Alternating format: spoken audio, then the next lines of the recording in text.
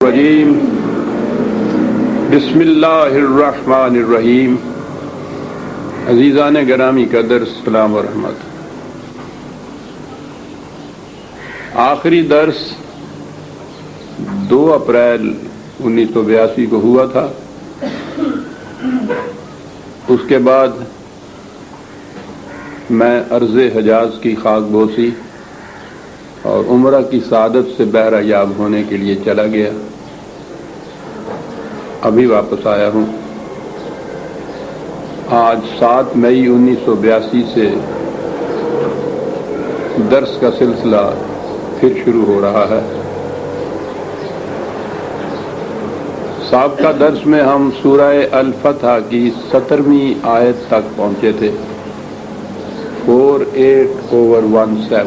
اسی سورہ کی 18ویں آیت سے درس کا آغاز ہوگا، لیکن چونکہ درمیان میں قریب 1 مہینہ کا انقطاع ہوا ہے، وہ پس منظر کو سامنے لانے کے لیے مختصراً عرض کر دوں کہ سورہ الفتح کا تعلق صلح حدیبیہ سے ہے.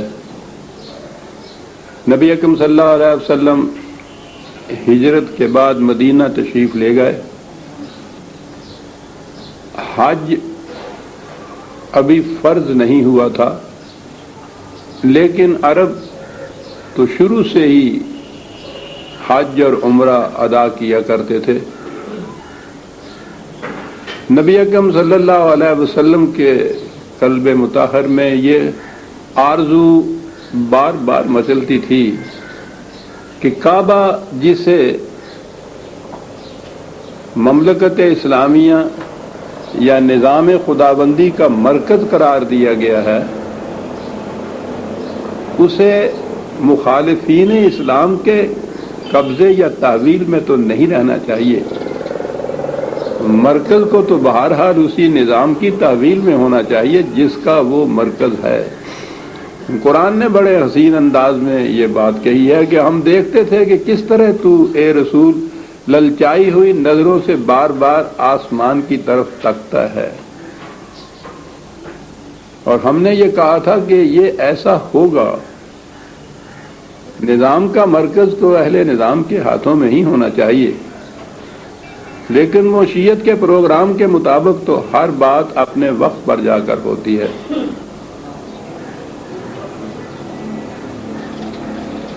میں نے جیسا عرض کیا ہے کہ عرب حج اور عمرہ اپنے طور پر ادا کیا کرتے تھے، تو اس اعتبار سے بہرحال قریش کی مخالفت برابر 6-7 سال سے جاری تھی، لیکن ان کا عرب ہونا تو اس کے منافی نہیں تھا۔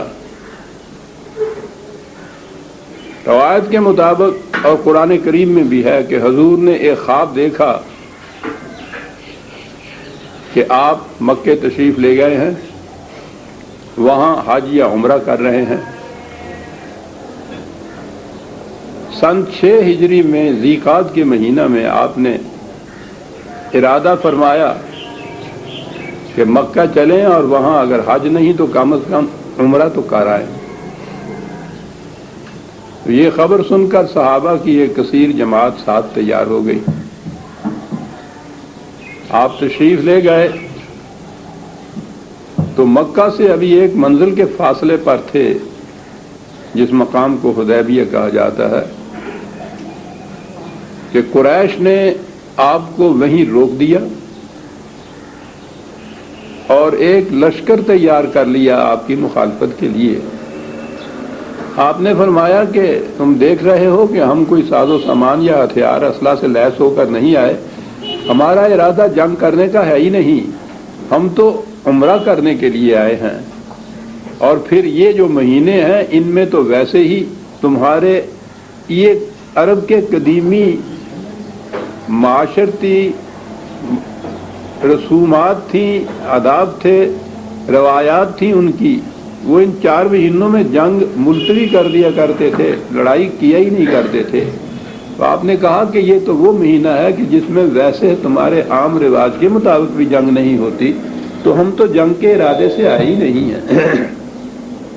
لیکن انہوں نے پھر بھی ایک دستہ بھیج دیا اور اسے صحابہ نے جلدی مغلوب کر لیا، لیکن اس کے بعد ان سے کچھ نہیں کہا۔ ان سے کہا کہ واپس چلے جاؤ مکے، ہم نے جنگ نہیں کرنی۔ حضرت عثمان رضی اللہ تعالیٰ عنہ کو آپ نے بھیجا کہ جا کے اہل مکہ سے ذرا گفتگو کریں کہ ہم تو اس غرض کے لیے آئے ہیں، تم مقابلے میں اس طرح لشکر کشی کیوں کر رہے ہو؟ تو حضرت عثمان رضی اللہ تعالیٰ عنہ وہاں گئے تو بعد میں یہ خبر مشہور ہو گئی کہ انہوں نے گرفتار کر لیا ہے حضرت عثمان سے۔ اب یہ سننا تھا تو صحابہ کے بعد تڑپ اٹھے کہ یہاں تک نوبت پہنچ گئی ہے، تو پھر ہم خاموش کس طرح سے بیٹھے رہیں؟ آپ نے بھی اس کا اندازہ لگایا کہ قریش کی نیت بد ہے، ہم ان کے گھر کے پاس آ گئے ہیں، اسلحہ تک ہمارے پاس نہیں ہے، جمعیت اتنی کم ہے ہمارے پاس، کوئی 1400 کے قریب روایت میں ہے کہ آپ کے ساتھ صحابہ تھے، اور وہ ہم مکے کے اندر آ پہنچے ہوئے ہیں، ان کی پوزیشن بڑی ایڈوانٹیجس ہے، ہو سکتا ہے کہ ہمیں یہ واپس بھی نہ جانے دیں۔ آپ کو معلوم ہے قرآن کریم نے کہا ہے کہ ایک شخص مسلمان اس وقت ہوتا ہے جب وہ یہ عہد کرتا ہے ان اللہ اشتری من المؤمنین انفسهم واموالهم بان لهم الجنہ، وہ عہد کرتا ہے کہ میں اپنی جان اور اپنا مال یا جو کچھ بھی ہے میں خدا کے ہاتھ بیچتا ہوں، اور خدا اس کے معاوضے میں کہتا ہے کہ میں تمہیں جنت دے دوں گا۔ تو یہ ایک آپس میں عہد اور معاہدہ ہوتا ہے خدا اور مومنین کا۔ اب یہ ظاہر ہے کہ خدا تو تصورات کی دنیا سے بھی ماوراء ہے، چاہے جائے کہ وہ اس معاہدے پر عمل درآمد کرانے کے لیے خود سامنے آئے کہ لاؤ بھائی جو تم نے بیچا تھا ہمارے ہاتھ میں ہمیں دے دیجئے۔ تو یہ جو کچھ تھا وہ اسلامی نظام کی وساطت سے ہوتا تھا۔ نبی اکرم صلی اللہ علیہ وسلم مرکز اور سربراہ تھے اس نظام کے۔ حضور نے اس وقت جو روایت میں ہے کہ ایک شجرہ، وہ ایک درخت، اس کے نیچے بیٹھے تھے اور آپ نے یہ کہا کہ دیکھو بھائی وہ جو تم لوگوں نے معاہدہ کر رکھا ہے خدا سے جان اور مال دینے کا، تو مال تو وقتاً فوقتاً دیتے ہی رہے ہو، آج وقت آ گیا ہے کہ یہاں جان دینی پڑے گی، تو آؤ وہ جو تمہارا معاہدہ ہے اس کی تجدید کرو۔ بیچ دینے کے لیے بیع کا لفظ آتا ہے اور یہیں سے لفظ بیعت ہے، تو وہ بیعت جسے کہتے ہیں اس کے لیے نبی اکرم صلی اللہ علیہ وسلم نے کہا کہ تجدید کرو اپنے اس معاہدے کی جس کی روح سے تم نے بیع کر دیا ہوا ہے اپنی جانوں کو اور مال کو خدا کے راستے کے لیے۔ تو اس تجدید بیعت کا ذکر قرآن کریم نے کہا ہے کیا ہے۔ یہ آیت تو پہلے گزر چکی ہے، آیت 10ویں آیت میں یہ چیز یہاں آئی تھی کہ ان الذین یبایعونک انما یبایعون اللہ۔ کیسے بلیغ انداز میں بات قرآن کرتا ہے کہ اے رسول، یہ صحابہ تمہارے جو تمہارے ہاتھ پہ ہاتھ رکھ کے بیعت کی تجدید کر رہے تھے، یہ تم سے یہ بیعت نہیں کر رہے تھے، در حقیقت یہ خدا سے بیعت کر رہے تھے، اور ان کے ہاتھ کے اوپر جو تمہارا ہاتھ ہوتا تھا اس بیعت کی توثیق کے لیے، پختہ کرنے کے لیے، یہ تمہارا ہاتھ نہیں تھا۔ آن بہاف آف اللہ جسے ہم کہتے ہیں، تم خدا کی طرف سے اس بیعت کو لے رہے تھے، اس لیے یہ ان کے ہاتھ کے اوپر خود اللہ کا ہاتھ تھا۔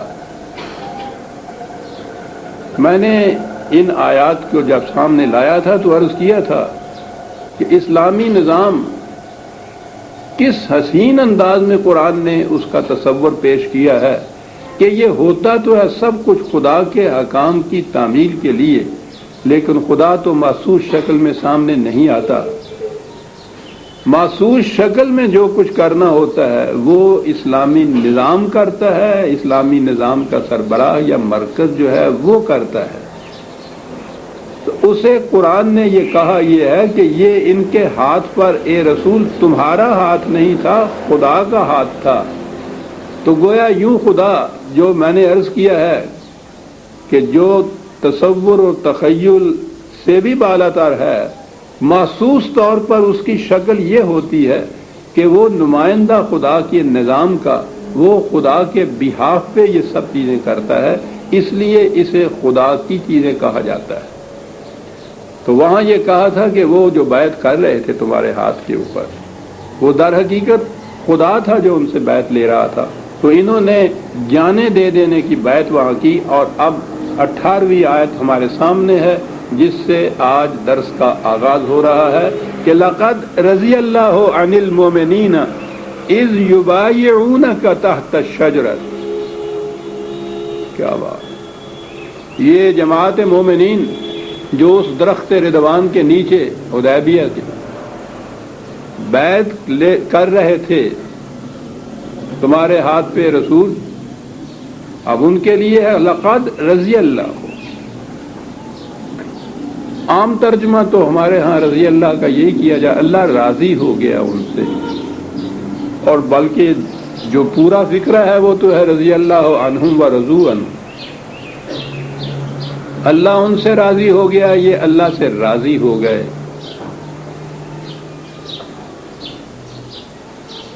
یہ راضی ہو جانے سے کہ تصور سے بات صحیح سمجھ میں نہیں آتی۔ اللہ راضی ہو گیا ان سے۔ آپ جانتے ہیں راضی تو وہ ہوتا ہے پہلے کہیں جھگڑا ہوا ہو، کوئی غصے میں ہو، پھر اس کو منا لیا جائے۔ تو ہمارے ہاں تو یہ لفظ اس طرح استعمال میں ہوتا ہے نا کہ وہ راضی ہو گیا۔ اب خدا تو انسانی جذبات سے ماورا ہے، وہ نہ خوش ہوتا ہے، نہ ناراض ہوتا ہے، نہ غصے میں آتا ہے، نہ ان الفاظ کے اعتبار سے راضی ہوتا ہے۔ راضی تو وہ ہوتا جو پہلے بگڑا ہوا ہو کسی سے، خدا تو ان سے بلند اور ماورا ہے ان چیزوں سے۔ یہ میں سمجھتا ہوں کہ عظیم ترین جو ایک ادھر جماعت مومنین یا مومن کو جو بھی اللہ کے اس پیمانے پہ پورا اترے، اور سب سے بلند ترین اللہ تعالیٰ نے جو شرف کی بات کہی ہے وہ یہ کہی ہے، اس کا مفہوم اگر ہم آہنگ ہونا آپ کہیں تو عربی زبان کے قاعدے کی روح سے بھی یہ صحیح ہے۔ جو چیزیں یکسر ایک دوسرے سے ہم آہنگ ہو جائیں ان کے لیے وہ یہ لفظ بولتے تھے۔ تو یہ ہے کہ یہ لوگ وہ ہیں کہ جو یکسر ہم آہنگ ہو گئے ہیں مشیت خداوندی سے، پورے کے پورے اس کے ساتھ یہ ہم آہنگ قوانین خداوندی سے۔ اور خدا نے جو وعدہ کر رکھا تھا کہ جب تم یہ کرو گے تو اس کے نتیجے میں ہماری طرف سے یہ ہوگا، تو وہ پورے کا پورا ان کے حال سے ہم آہنگ ہو گیا۔ دونوں طرف سے یہ کوئنسیڈنس جو ہے ایک دوسرے کے ساتھ ہو جانا، یہ ہے جس کو راضی ہو جانا کہتے ہیں۔ اور صحابہ کبار کے متعلق تو قرآن کریم نے مختلف مقامات پر یہ دہرایا ہے، اور میں سمجھتا ہوں کہ اس سے بلند ترین کوئی اور شرف نہیں ہو سکتا جو خدا کسی کے متعلق یہ کہے کہ وہ اللہ ان سے راضی ہو گیا، وہ اللہ سے راضی ہو گئے۔ صحابہ کبار کے شرف و مجد کے متعلق قرآن کریم کی آیات بھری پڑی ہیں، اور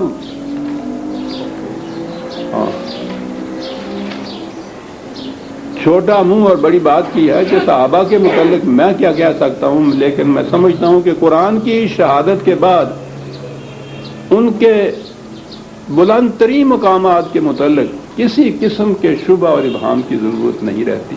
بار بار قرآن دہراتا ہے، میں نے متعدد بار اس کے متعلق پیش بھی کی ہیں آیات، پھر دہرائے دیتا ہوں چونکہ یہ بات پھر سامنے آ گئی ہے۔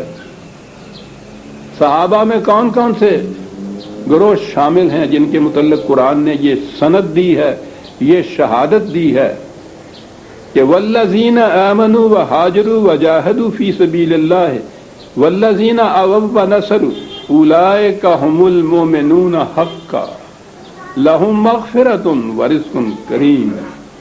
وہ لوگ کہ جنہوں نے ہجرت کی خدا کے راستے میں اور پھر مسلسل جد و جہد کرتے رہے اس نظام کے قائم کرنے میں اور استحکام میں، یا اللہ کے راہ میں جسے کہتے ہیں۔ ایک طرف تو یہ مہاجرین آ گئے جو ادھر سے آئے تھے، اور وہ جنہوں نے مدینے میں ان کو پناہ دی، ان کی مدد کی، جنہیں انصار کہا جاتا ہے۔ تو سارے صحابہ دو ہی حصوں میں تعارف کی غرض سے، ان کے اندر یہ کوئی تفریق، جماعتی تفریق نہیں تھی۔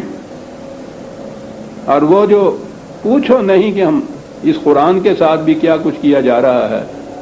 تو پچھلے دنوں کسی صاحب نے یہ کہا تھا کہ ہم تو لکھتے ہیں نا کہ قرآن میں پارٹی بازی یا فرقہ بندی شرک ہے، امت واحدہ ہے، اس میں نہ سیاسی پارٹیاں ہو سکتی ہیں نہ مذہبی فرقے ہو سکتے ہیں۔ تو ایک صاحب نے اس کی تردید میں یہ لکھا تھا کہ ہو کیوں نہیں سکتے۔ آپ دیکھیے کہ صحابہ کبار دو سیاسی پارٹیوں میں بٹے ہوئے تھے، مہاجر اور انصار۔ اللہ اکبر۔ یعنی قرآن نے ان کے تعارف کے لیے یہ بات کہی ہے کہ وہ جو مکہ سے مدینے کی طرف آئے وہ مہاجر تھے، مدینے میں جنہوں نے ان کو پناہ دی، ان کی مدد کی، ان کی انصار کہا ہی اس لیے گیا ہے۔ اس سے پیشتر نہ وہ مکے والے مہاجر کہلاتے تھے، نہ یہ مدینے والے انصار کہلاتے تھے، اور نہ ہی آپس میں یہ دو پارٹیاں تھیں کہ وہ الیکشن میں ایک دوسرے کے آمنے سامنے کھڑے ہوا کرتے تھے۔ بہرحال یہ باتیں اب کیا کی جائیں، سینہ تمام داغدار، پنبہ کجا کجا نے ہم، دور ایسا ہے۔ صحابہ کے بعد قرآن کہتا ہے کہ ان میں سے جو ہجرت کر کے آئے یا مدینے کے انصار جنہوں نے ان کی مدد کی، ان تمام کے متعلق قرآن کہتا ہے اولئک ھم المؤمنون حقا۔ اس سے بڑا سرٹیفکیٹ عزیزان من کیا ہو سکتا ہے کہ خدا کہے کہ یہ پکے اور سچے مومن یہ ہیں، مومن حقا۔ خود خدا ان کو یہ کہہ رہا ہے ان کے ایمان کے متعلق کہ مومن، دیکھیے جی مومن حقا ان کے متعلق کہہ رہا ہے۔ 8/74، 8/74۔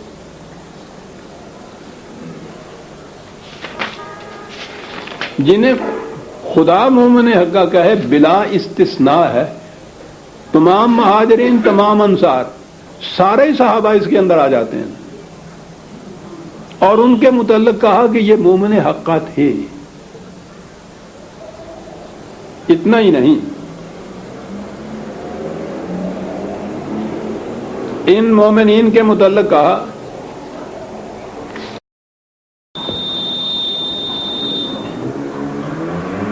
یہ ذہن میں خیال آ سکتا تھا کہ ایک تو وہ تھے کہ جو شروع میں ہی ہجرت کر کے آ گئے، ایک وہ تھے جو بعد میں ان کے ساتھ آ کے شامل ہوئے۔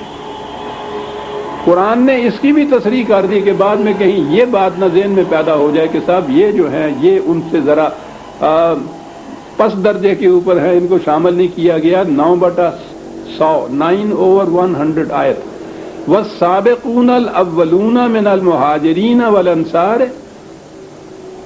جنہوں نے پہل کی، سب سے پہلے جو اس دو شقوں میں شامل ہوئے، مہاجرین کی شق میں اور انصار کی شق میں، پہلی بات جو شامل ہوئے وہ بھی والذین اتبعوہم بإحسان، اور وہ جو ان کے بعد بھی اسی طرح حسن کارانہ انداز سے ان میں شامل ہوئے۔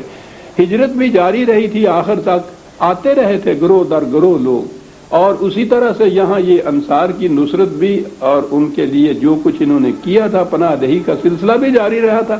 تو اب ایک تو وہ تھے جو دہلہ اول کے اندر ہی آ گئے تھے، سابقون الاولون قرآن نے، اور اس کے بعد کہا کہ پھر وہ جو بعد میں بھی ان کے ساتھ آ کے ملے ہیں۔ اب دیکھیے گنجائش ہی نہ رہی کسی ایک کی استثناء کی بھی اس میں، اس قدر قرآن نے جامع طور پر کمپریہنسولی یہ بات کہہ دی کہ وہ جو پہلے جو آئے، جو بعد میں بھی ان کے ساتھ آ کے ملے، اور یہاں ہے وہ لفظ آیا کہ رضی اللہ عنہم ورضوا عنہ،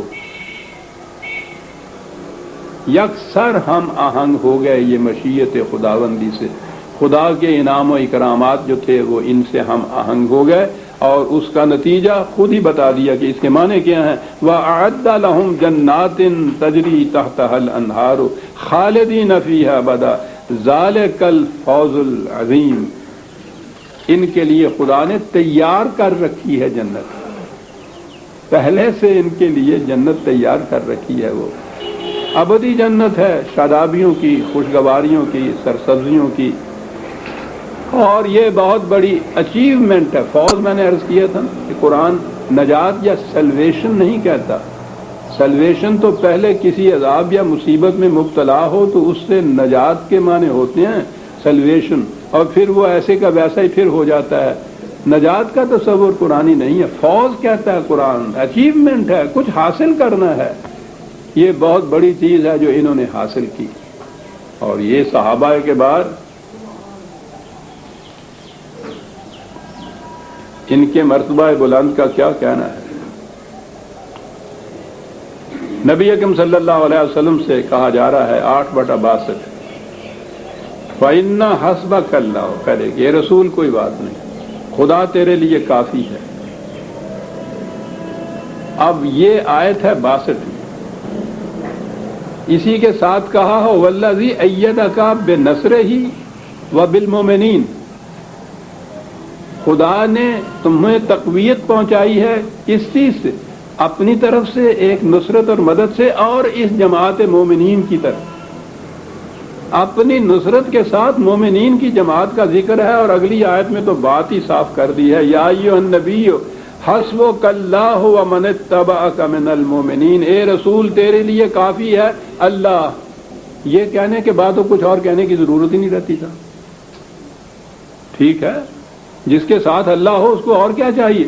کہا نہیں، تنہا اللہ ہی نہیں، یہ جماعت مومنین ساتھ ملا کے یہ ہیں دو جو آپ کے ساتھ کافی ہیں۔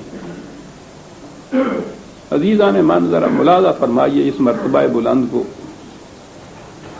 کہ اے رسول تیرے لیے تنہا اللہ کافی نہیں ہے، اس کے ساتھ یہ جماعت مومنین بھی ہے صاحب، اور یہ اس لیے کہ دین ایک اجتماعی نظام کا نام ہے، جماعت یا امت کے بغیر تو یہ نظام قائم ہی نہیں ہو سکتا۔ یہ تھے وہ صحابہ جن کے متعلق کہا کہ لقد رضی اللہ عن المؤمنین اذ یبایعونک تحت الشجرۃ فعلم ما فی قلوبہم۔ واہ، سرٹیفکیٹ ہو تو اس قسم کہا یہ جو کچھ کر رہے تھے یہ نہیں کہ مکانکی طور پر بہرحال کچھ کرنا پڑ رہا تھا، آ رہے تھے ہاتھ پہ ہاتھ رکھ رہے تھے چلے جا رہے تھے، کہا نہیں، یہ اپنے دل کی گہرائیوں سے یہ اس کی ایثار اور قربانی کے لیے وعدہ کر رہے تھے، اور خدا جانتا تھا ان کے دل میں کیا ہے، یعنی خدا نے بھی جو یہ کہا ہے کہ لقد رضی اللہ عن المؤمنین، تو یہ نہیں کہ ان کے جو ظاہرہ اعمال و حرکات و سکنات تھے صرف ان کی بنا پہ کہہ دیا۔ دنیا میں تو یہی ہوتا ہے نا کہ جو بھی جا کے اس طرح سے سلیوٹ مار دیتا ہے اس کے متعلق سرٹیفکیٹ دے دیا جاتا ہے کہ یہ لائل ہے، وہ کہتا ہے یہ بات نہیں، ہم جانتے تھے کہ ان کے دلوں میں یہ بات ہے کہ ہم نے اپنی جان و مال دے نہیں ہے اس مقصد کے لیے۔ اللہ فعلم ما فی قلوبہم فانزل السکینۃ علیہم، کہا مار کا بڑا خطرناک تھا، مکے کی قرب میں بیٹھے ہوئے نہتے، نہ جائے ماندن نہ پائے رفتن، اور قریش داش دشمن جنہوں نے گزشتہ 5-6 سال سے کوئی دقیقہ فروغ گزاشت نہیں کیا، کتنی جنگیں لڑنی پڑی ان کے ساتھ، ان کے گھر میں آ کے بیٹھے ہیں، ہتھیار بھی پاس نہیں ہے اور ان کی نیت بد نظر آ رہی ہے۔ بڑی چیز کیا بات تھی کہ جس نے اللہ تعالیٰ خود یہ کہہ رہا ہے کہ پھر یہ تھے مومن کہ جب انہوں نے تجدید بیعت کی کر لی اور رسول نے کہہ دیا کہ خدا تمہارے ساتھ یہ راضی ہوا ہے، جو الفاظ ہیں کہا، اس سے ان کے قلوب میں ایک سکون پیدا ہو گیا، کوئی اضطراب باقی نہیں رہا، کسی قسم کا خطرے کا احساس نہیں رہا، نظر آ رہی ہے موت سامنے، کہاں بیٹھے ہیں، لیکن اتنی چیز سے کہ ہم نے تجدید کر دی ہے اپنی بیعت، اپنے عہد کی، یہ تو امانت تھی خدا کی ہمارے پاس، جو ہمارا یہ سر ہے، ہماری جان ہے، اس نے مانگ لی ہے، ہم نے پیش کر دی۔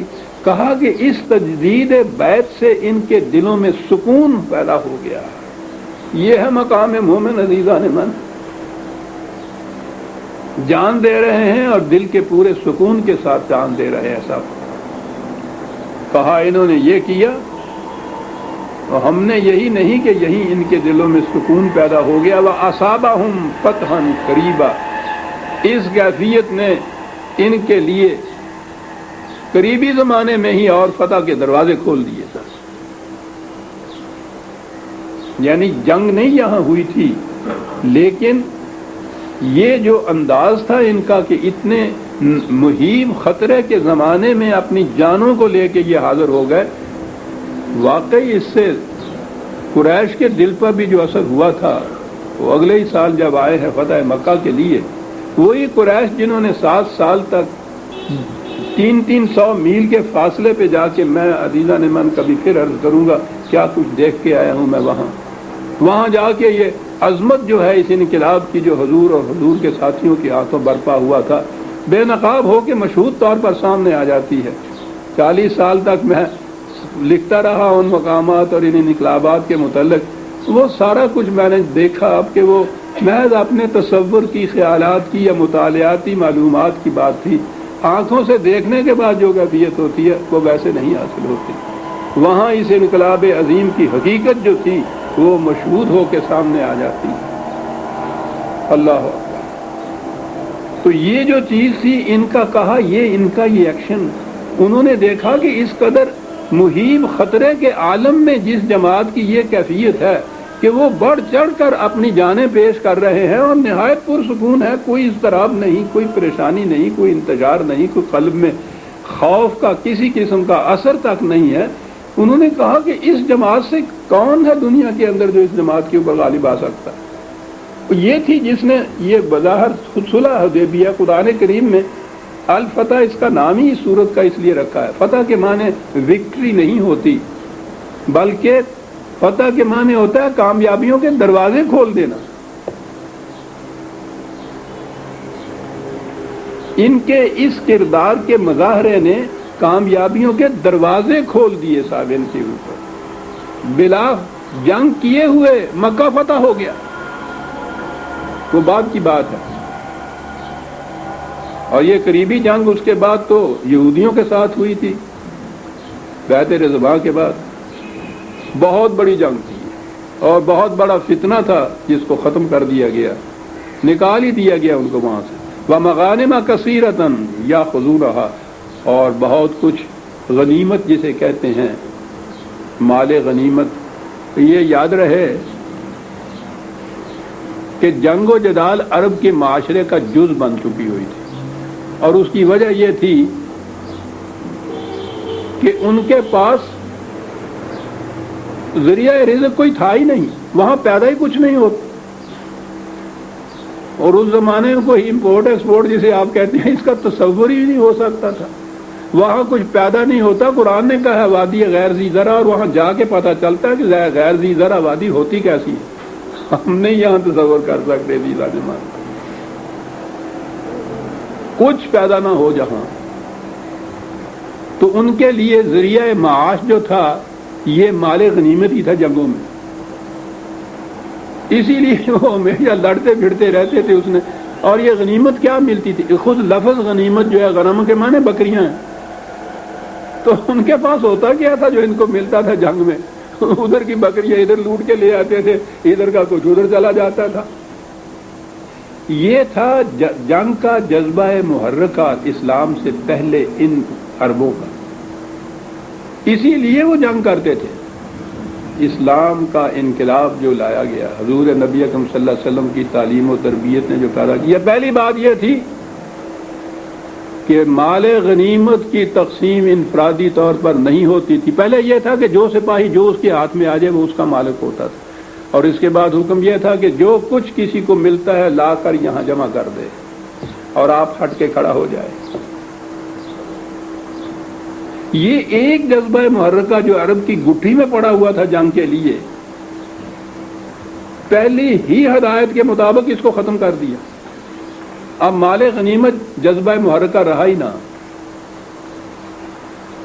کوئی سپاہی اس کے بعد سوئی تک اپنے پاس خود نہیں رکھتا تھا مال غنیمت میں۔ جو آپ کو یاد ہے میں نے کہا تھا مدائن جب ایران کا دارالخلافہ فتح ہوا ہے تو وہاں سے حضرت عمر بن عاص نے وہ کچھ فتوحات ملی تھی وہاں سے مال غنیمت، اگر آپ اسے کہیں، ایران کی ہزارہ سال کی تہذیب و تمدن کے خزانے،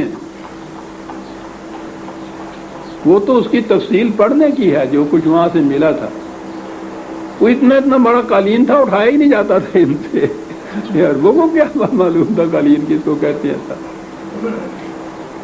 تو وہاں سے یہ جو آیا ہے تو انہوں نے ساتھ خط لکھا تھا خلیفۃ المومنین حضرت عمر رضی اللہ تعالیٰ عنہ کی خدمت میں کہ آپ یہ کچھ دیکھ رہے ہیں، اسے دیکھنے کے بعد ہی آپ اور وہاں کے جو ہمارے خط میں لکھا تھا کہ جو کچھ میں بھیج رہا ہوں اسے دیکھ کر آپ بھی اور وہاں ہمارے دوسرے بھائی جو ہیں وہ بھی یقیناً محو حیرت ہو جائیں گے، اور وہ نے کبھی یہ چیزیں دیکھی تک نہیں کہ جائے کہ وہ ان کے مالک اور قابض ہو جائیں۔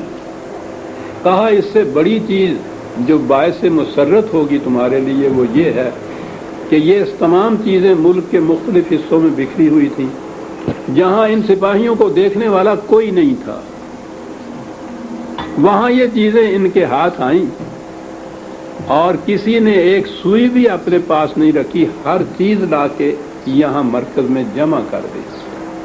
عمر تمہارے سپاہیوں کا یہ کردار اس مال غنیمت سے کہیں زیادہ قیمتی ہے۔ آپ نے وہ خط پڑھا، آنکھوں میں آنسو آ گئے، کہا کہ یہ لکھا ہے کہ تمہارے سپاہی اتنی دیانتدار ہیں۔ حضرت علی رضی اللہ تعالیٰ عنہ پاس کھڑے تھے، انہوں نے کہا کہ عمر تمہیں کچھ معلوم ہے کہ یہ سپاہی اس قدر دیانتدار امین کیسے بن گئے؟ یہ ان کا کریکٹر ہے؟ کہنے لگے نہیں، وہ اس لیے کہ تم امین اور دیانتدار ہو، جس قسم کا سربراہ ہوتا ہے اسی قسم کا اس کا لشکر ہوتا ہے۔ مسائل پہ مسائل حل کر جاتے ہیں یہ لوگ صاحب ایک ایک فکرے کے اندر۔ تو مال غنیمت بھی وجہ کشش نہ رہی ان سپاہیوں کے لیے، جذبہ محرکہ نہ رہا جنگ کے لیے۔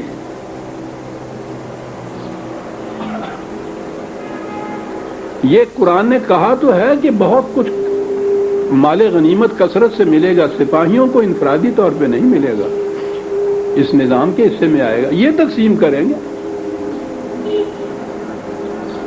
وَقَانَ اللَّهُ عَزِيزًا حَكِيمًا، میں نے عرض کیا تھا نا کہ قرآن کی آیات میں آخر میں جو اللہ کی صفات آتی ہیں وہ بڑی غور طلب ہوتی ہیں۔ جب یہ کہا کہ بہت سی فتوحات حاصل ہوں گی تمہیں، تو اس کے لیے تو ایک غلبے کے لیے قوت کی ضرورت ہوتی ہے نا۔ عزت کے معنی قوت ہوتا ہے عربی زبان میں۔ اب خدا کی صفت یہاں عزیز صفت لایا ہے قرآن، صاحب غلبہ ہے، جب مومن کے متعلق کہا رضی اللہ عنہ ہو، وہ اس کے رنگ میں رنگے گئے تو صاحب غلبہ ہو گئے، یہ خود قوت ان کو مل گئی، یہ صاحب اقتدار ہو گئے. لیکن ان کا اقتدار دھاندلی اور دھونس کا اقتدار نہیں ہے، استبداد کا اور لا قانونیت کا اقتدار نہیں ہے. عزیز کے ساتھ حکیمن کہا ہے صاحب. حکمت ریشنلزم کو کہتے ہیں، جو چیز دلائل پر مبنی ہو، شواہد پر مبنی ہو، وہ ساتھ حکیم ہے. کہ غلبہ ہے دھاندلی کا نہیں ہے، وہ غلبہ کہ جس کو استعمال کیا جائے گا براہین و دلائل و بصیرت و شواہد کی روح سے. یہ ہے نظام اسلامی. دو قرآن کی خدا کی دو صفتوں کے اندر دو اکٹھا کر دیا جائے تو اسلامی نظام بن جاتا ہے. اسے عزیز بھی ہونا چاہیے، اسے حکیم بھی ساتھ ہونا چاہیے. وعدکم اللہ مغانم کثیرۃ تاخذونها فعجل لکم ھذہ، یہ وعدہ کیا ہے خدا نے تمہارے ساتھ کہ چلو تم بہت مغانم کثیر ملیں گے، تمہیں غنیمت کثیر ملیں گے، اور بہت جلدی بھی یہ چیز تو جلدی مل جائے گی. جو ابھی ہم نے کہی ہے یہودیوں کے خلاف خیبر کی جنگ جو تھی بہت بڑی جنگ تھی. بڑی بات یہ وَكَفَّ أَيْدِيَ النَّاسِ عَنْكُمْ، کہا یہ مال غنیمت تک کی بات نہیں ہے. اس سے ہوا یہ ہے کہ اس کے بعد کسی کو اس کا حوصلہ نہیں پڑے گا کہ تمہارے خلاف ہاتھ بھی اٹھا سکے. تم محفوظ رہو گے ان بڑی بڑی دشمنوں کی طاقتوں سے. تو یہ بہت بڑی چیز ہے، کوئی کسی کے ان کے خلاف ہاتھ تک اٹھا نہ سکے. اور یہ کس طرح سے یہ چیز ہو، یہی نہیں کہ وہ اتنے زیادہ ان کی قوتوں کو ایسا توڑ دیا جائے کہ ان میں ہمت ہی نہ رہے ہاتھ اٹھانے کی، یہ بات نہیں. قرآن کریم نے یہ پچھلی صورت جو گئی ہے ہمارے سامنے، سورہ محمد 47ویں صورت، اس کی 4تھی آیت میں یہ کہا یہ تھا کہ حتی تضع الحرب اوزارہا، یہ تمہیں جنگ کا سلسلہ صرف اس وقت تک جاری رکھنا ہے جب کہ کیا الفاظ ہیں قرآن کے. جنگ میں ایک تو جو فریق مخالف ہوتا ہے، دشمن ہوتا ہے، دشمن کی فوج ہوتی ہے، وہ ہتھیار رکھ دیتی ہے تو ان کی شکست ہوتی ہے. تو ایک تو صرف وہ فوج ہتھیار رکھتی ہے. کہا کہ تمہیں یہ جنگ کا سلسلہ جاری رکھنا پڑے گا تاں کہ لڑائی خود اپنے ہتھیار رکھ دے. قرآن ایسا کہو ایجاز جسے کہتے ہیں نا، کہ چھوٹی سے چھوٹے کم از کم الفاظ کے اندر اتنی عظیم چیز، لڑائی اپنے ہتھیار رکھ دے. دشمن تو رکھے گا ہی، جنگ اپنے ہتھیار رکھ دیتا ہے. اور واقعی جنگ نے ہتھیار رکھ دیے تھے. اس کے بعد وَلِتَكُونَ آیَةً لِلْمُؤْمِنِينَ، یہ بات جو ہم کہہ رہے ہیں کہ اس نظام، ان قوانین کی اطاعت کا نتیجہ یہ ہوگا، یہ جب ہوگا تو یہ ان مومنین کے لیے نشانی بن جائے گا ہمارے دعوی کی صداقت کے ثبوت میں کہ واقعی خدا نے ٹھیک کہا تھا. اور اگلی بات ہے عزیزان مان، کیا بات ہے جو ہوتی چلی آ رہی ہے؟ فتوحات مسلسل، مغانم کثیر. انتہا یہ کہ دنیا میں کوئی ایسی طاقت نہ ہوگی جو تمہارے خلاف ہاتھ اٹھا سکے. یہ کیا چیز ہے؟ یہدیکم صراطا مستقیما، کہا وہ صراط مستقیم جس پر چلنے کی تم دعائیں مانگتے ہو نا نماز کی ہر رکعت میں، یہ ہے وہ صراط مستقیم جس پہ ہم تمہیں چلائیں گے. اللہ اکبر. جماعت مومنین کی صراط مستقیم ملاحظہ فرمائیے آپ. نماز کی ہر رکعت میں ہم اسے پڑھتے ہیں، اور ساری دنیا کے مغلوب اور مفتوح ہم بیٹھے ہیں. ایک عرب کے قریب یہ مسلمان مراکش سے انڈونیشیا تک ایک بحر زخار موجیں مارتا ہوا اس سمندر کے اندر، لا انتہا سمندر کے اندر چڑیا جتنا ایک جزیرہ اسرائیل نے اپنا نہیں ہے غضب کیا ہے، دوسروں کی سہارے سے، دوسرے کی مدد سے قابض ہیں. یہ اتنا بڑا سمندر ان کا بال بھی کا نہیں کر سکتا. بد دعائیں دیتا ہے، گالیاں دیتا ہے، وہ بڑھتے چلے جاتے ہیں. اور ہر نماز میں، ہر نماز کی رکعت میں اہدنا الصراط المستقیم کی دعائیں بھی مانگ رہے ہیں. یہ صراط مستقیم ہے جو قرآن نے بتایا. وَأُخْرَى لَمْ تَقْدِرُوا عَلَيْهَا, کہنے لگے یہ تو تازہ تازہ باتیں ابھی ہم کہہ رہے ہیں کہ یہاں یہ بھی ہوگا اور اس کے بعد بہت کچھ ابھی اور باقی ہے. قرآن نے تو یہ کہا ہے کہ تم اس میں, اس معاشرے میں یا اس جنت میں جو چاہو گے ہوگا, جو مانگو گے ملے گا.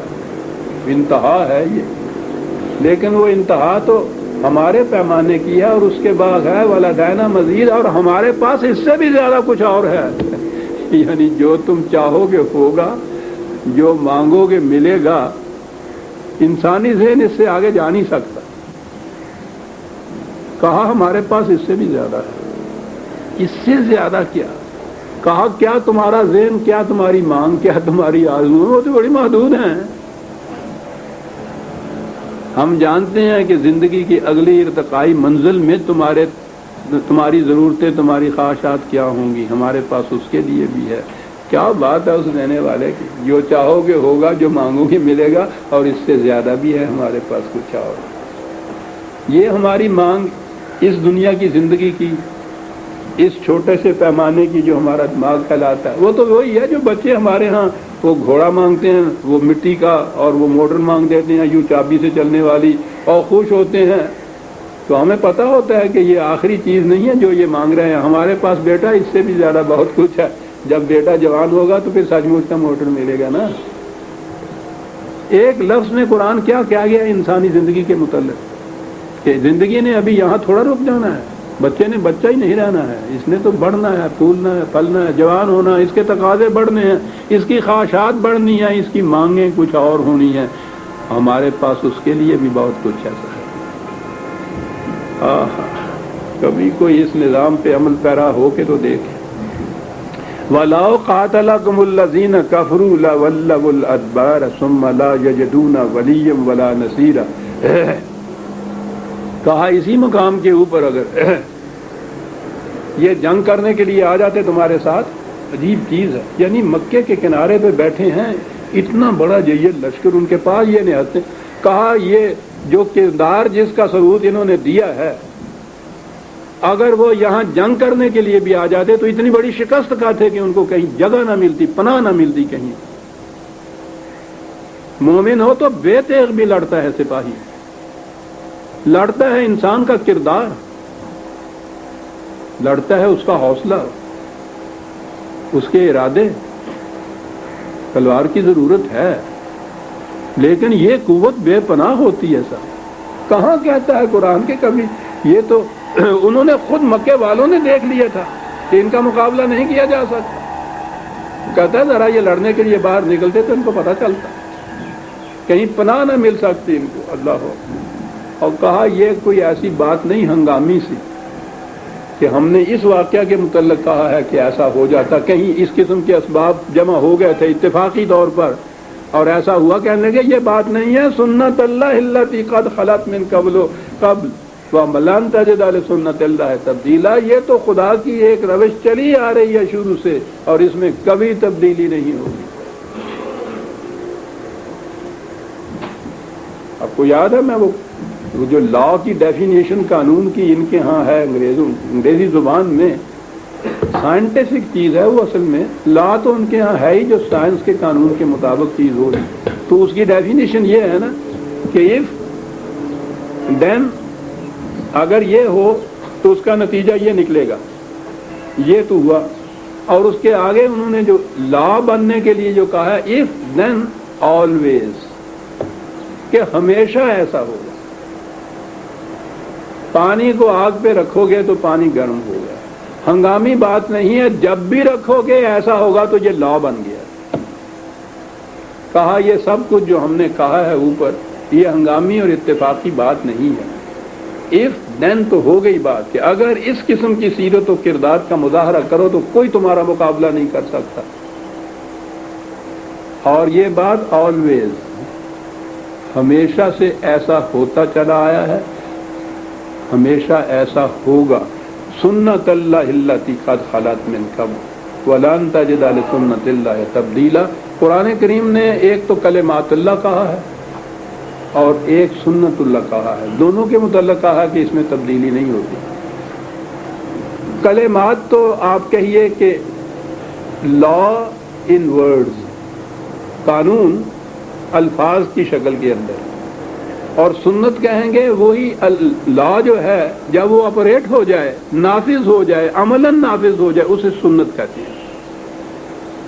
تو یہ قانون جو ہم نے اوپر بتایا ہے اس کا یہی نتیجہ ہمیشہ نکلے گا، یہ سنت اللہ ہے۔ ترجمے تو ان چیزوں کے ہو ہی نہیں سکتے۔ روش بھی کہیں خدا کی تو روش سے کچھ اور مفہوم ذہن میں آتا ہے، قرآن کی اصطلاحات ان کے ترجمے نہیں ہوتے، یہی الفاظ رہنے چاہیے۔ یہ خدا کی سنت، یعنی یہ ہمیشہ سے ایسا ہوتا ہے اور تم کبھی اس میں تبدیلی نہیں پاؤ گے۔ تو لا تو کہتے ہی اس کو ہے جس میں کبھی تبدیلی نہ ہو جائے۔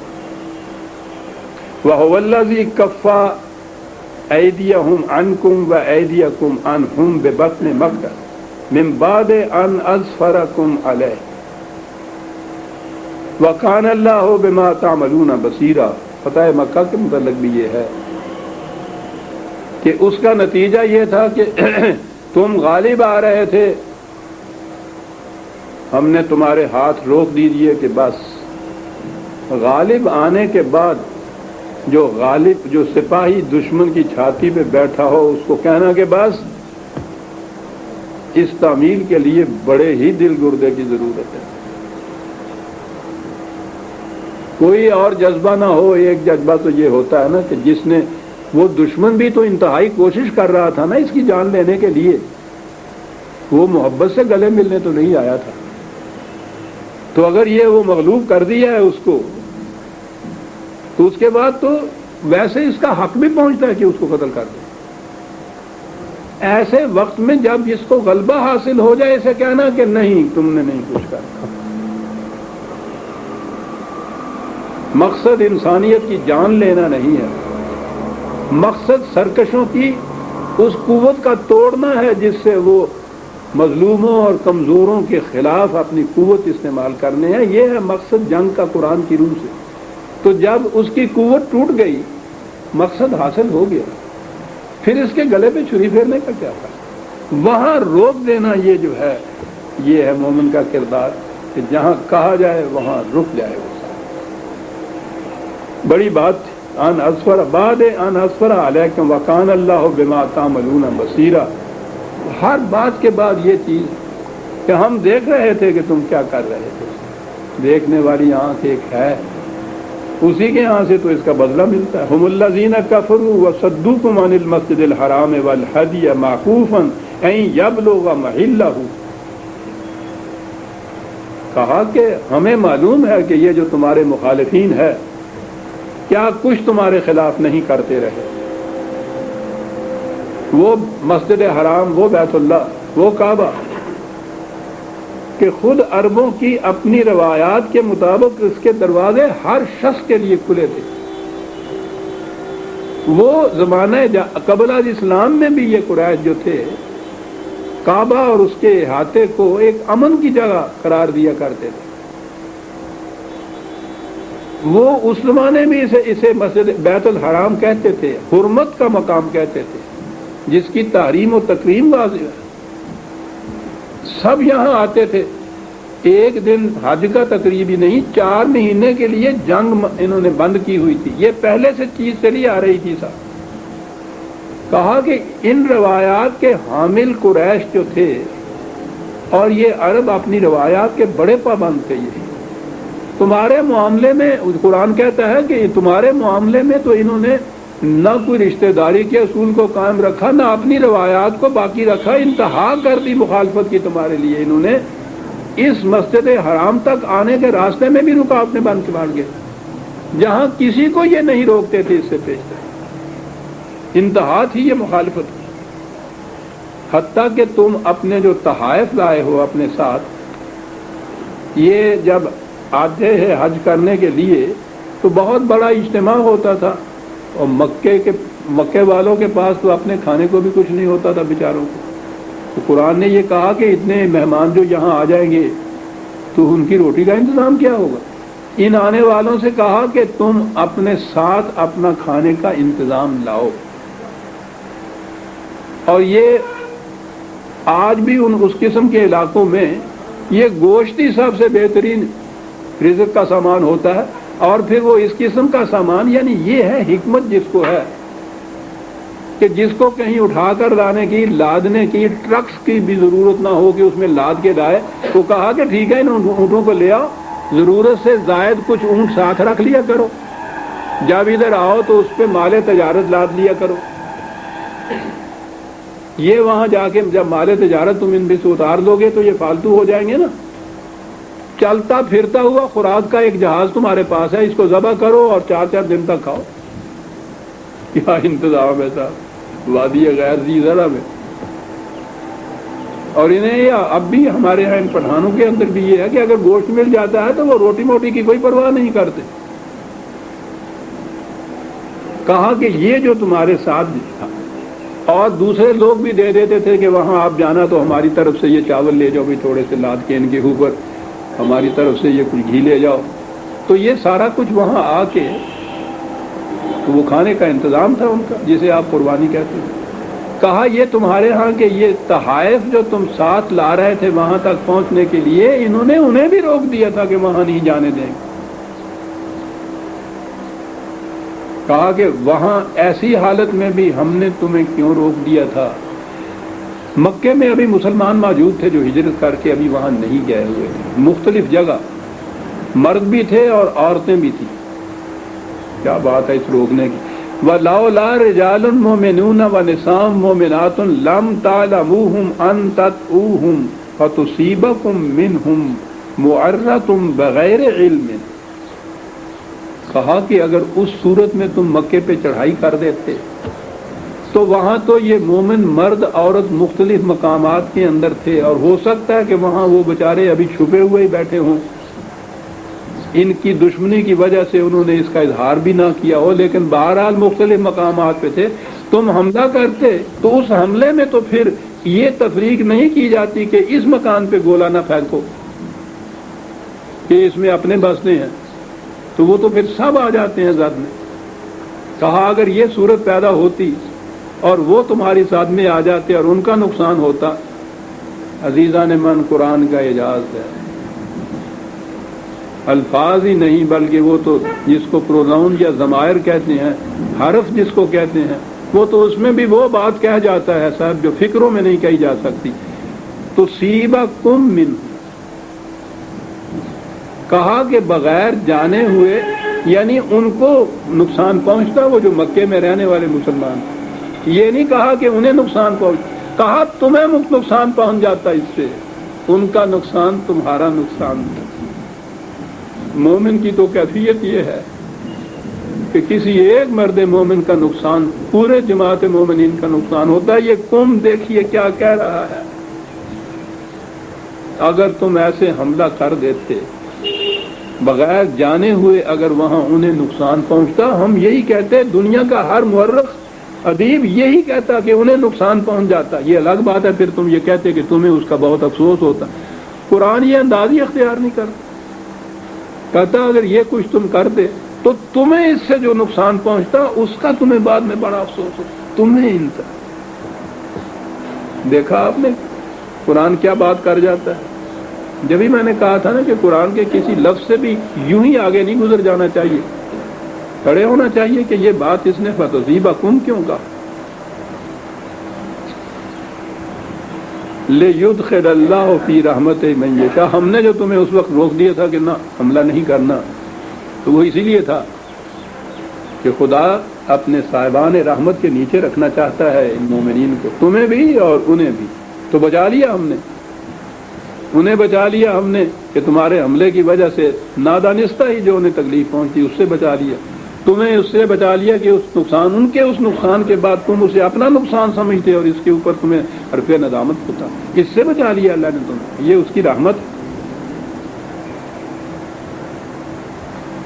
لو تزیلوا لعذبنا الذین کفروا منهم عذابا الیما، ہاں اگر ایسی صورت ہوتی کہ ان کو تم وہاں جو مومنین ہیں جو تمہارے مخالف نہیں تھے، دشمنوں میں سے الگ کر دیتے ایک طرف، تو پھر یہ ٹھیک تھا کہ باقیوں کے ساتھ تم جنگ کرتے، لیکن ایسی صورت تو نہیں پیدا ہوئی تھی، وہ تو بکھرے ہوئے انہی کے اندر تھے۔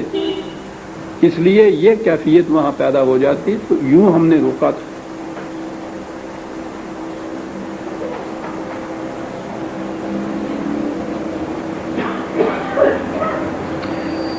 ایک ہی آیت اور لے لیتا ہوں میں۔ اذ جعل الذین کفروا فی قلوبہم الحمیۃ حمیۃ الجاہلیۃ فانزل اللہ سکینتہ علی رسولہ وعلی المؤمنین وألزمہم کلمۃ التقوی وکانوا احق بها واہلھا وکان اللہ بکل شیء علیما۔ دیکھیں کہ یہ تو ابھی تک اپنی جاہلیت کے زمانے میں تھے، یہ قریش اسلام جو نہیں لائے تھے، ان کے دلوں کے اندر جو جذبات ابھرتے تھے وہی جاہلیت کے زمانے کے جذبات تھے۔ ان کی دشمنیاں، ان کی جنگیں، ان کی صلح، وہ ساری ان جذبات کے تابع تھے۔ جاہلیہ کا کہا ہے حمیت جاہلیہ۔ تمہاری حالت یہ نہیں تھی، تمہارے اندر تو ایک انقلاب آ گیا ہوا تھا۔ اب یہ بات کہ ان کے اس قسم کے جذبے کا جواب تو یہ بھی تو عرب تھے، یہ بھی تو قریش سے جو مقابل میں تھے ان کے، جو اسلام لے آئے ہوئے تھے۔